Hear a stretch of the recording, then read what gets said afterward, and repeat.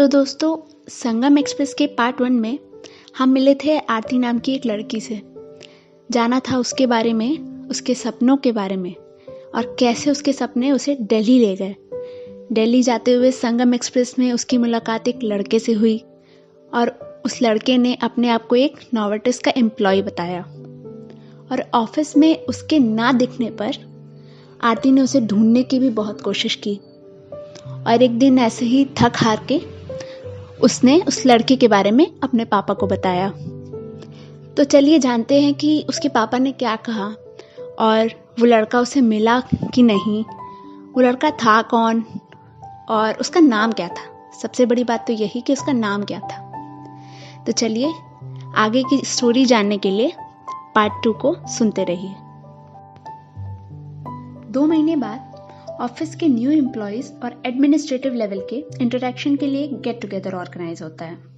और हमेशा की तरह आरती की सारी गर्ल कलीग्स विक्रांत से मिलने के लिए बहुत एक्साइटेड थीं। पर हमेशा की तरह आरती का यही मानना था कि इतनी बड़ी कंपनी का वाइस प्रेसिडेंट अपने यहाँ काम कर रहे एम्प्लॉयज से क्यों मिलना चाहेगा। उसका एक एक मिनट कितना कीमती होगा, हर समय पैसों के बारे में सोचता होगा, एसेट्रा एसेट्रा। पर मैंने आपसे कहा था ना, मिडिल क्लास फैमिली के लिए जॉब सिक्योरिटी बहुत बड़ी चीज होती है। और इसी के चलते आरती पार्टी में भी जाने को तैयार हो जाती है। पार्टी की रात बहुत बारिश हो रही थी, जिसके चलते आरती को कोई टैक्सी नहीं मिल रही थी। थक हार कर वो एक चाय की टपरी के शेड के नीचे जाकर खड़ी हो जाती है। आधे घंटे बीत जाते हैं और बारिश रुकने का नाम ही नहीं लेती, जैसे मानो आज नहीं बरसेगी तो कभी नहीं बरस पाएगी। और फिर आरती के चेहरे पर थोड़ी सी रोशनी पड़ती है।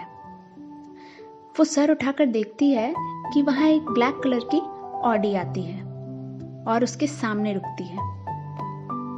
गाड़ी का शीशा जैसे नीचे होता है, वो बिल्कुल शांत खड़ी होकर बस उसमें बैठे शख्स को देखने लगती है।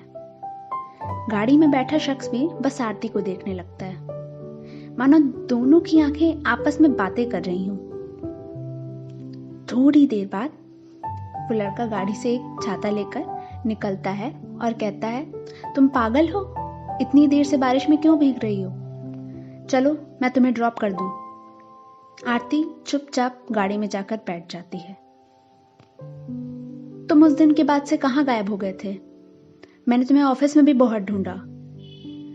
10 मिनट की खामोशी के बाद आरती कहती है, वो सब बताता हूं, पहले तुम ये बताओ कि ऑफिस की पार्टी तो 8 बजे से थी, तुम इतनी लेट क्यों हो? आरती गुस्से से कहती है, तुम बात बदल रहे हो, और वैसे भी मुझे पार्टी में जाने का बिल्कुल मन नहीं है। कोई विक्रांत नाम का वाइस प्रेसिडेंट है, उससे इंटरेक्शन करने के लिए ये पार्टी है और मुझे तो कोई सेंस नहीं लगता इस पार्टी का।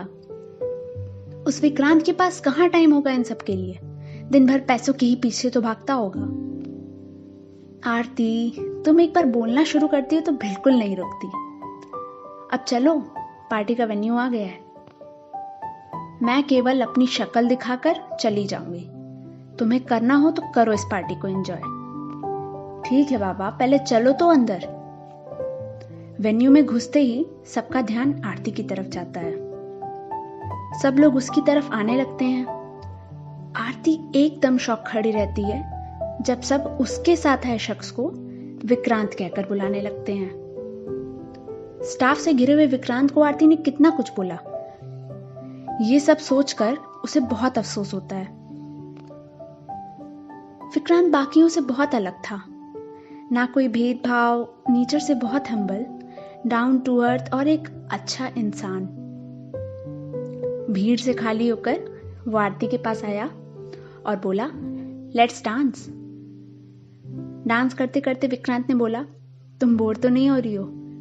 जानती हो, मुझे भी पहले ये कॉर्पोरेट पार्टीज बिल्कुल अच्छी नहीं लगती थी, बहुत बोरिंग लगती थी।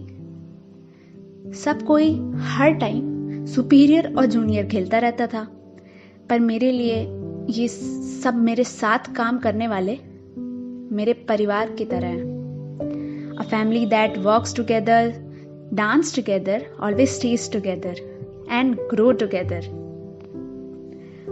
पार्टी खत्म होते ही विक्रांत आरती से कहता है, घर छोड़ दूं या फिर से बारिश में भीगना है? आधे सफर तक आरती बिल्कुल चुपचाप बैठी रहती है। विक्रांत ने कहा, ये हम दोनों की पहली मुलाकात है ना आरती? क्या बोल रहे हो तुम विक्रांत?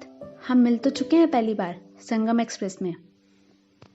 वही तो मैं कह रहा हूं कि इतनी शांत क्यों बैठी हो, जैसे कि हम पहली बार मिले हों। आई एम सॉरी विक्रांत, मैंने जो भी कुछ बोला तुम्हें, मेरी सोच गलत थी। हर इंसान अलग होता है और तुम सबसे अलग हो। सच कहूं, मैंने कभी नहीं सोचा था कि जिस इंसान में मैं ट्रेन में मिली वो नोवार्टिस का वाइस प्रेसिडेंट होगा। हाँ आरती, तुम सच कह रही हो। मुझे यानी नोवार्टिस के वाइस प्रेसिडेंट को ट्रेन से ट्रैवल करने का तो नहीं हक है। नहीं विक्रांत, मैं ऐसा नहीं कह रही। तुमने मेरा परसेप्शन चेंज कर दिया है। तुम्हारे साथ काम करने में मजा आएगा। हाँ वो तो है। तुम रेडियो सुनती हो? मेरा फेवरेट शो आने का टाइम हो गया है, मिर्ची मुर्गा।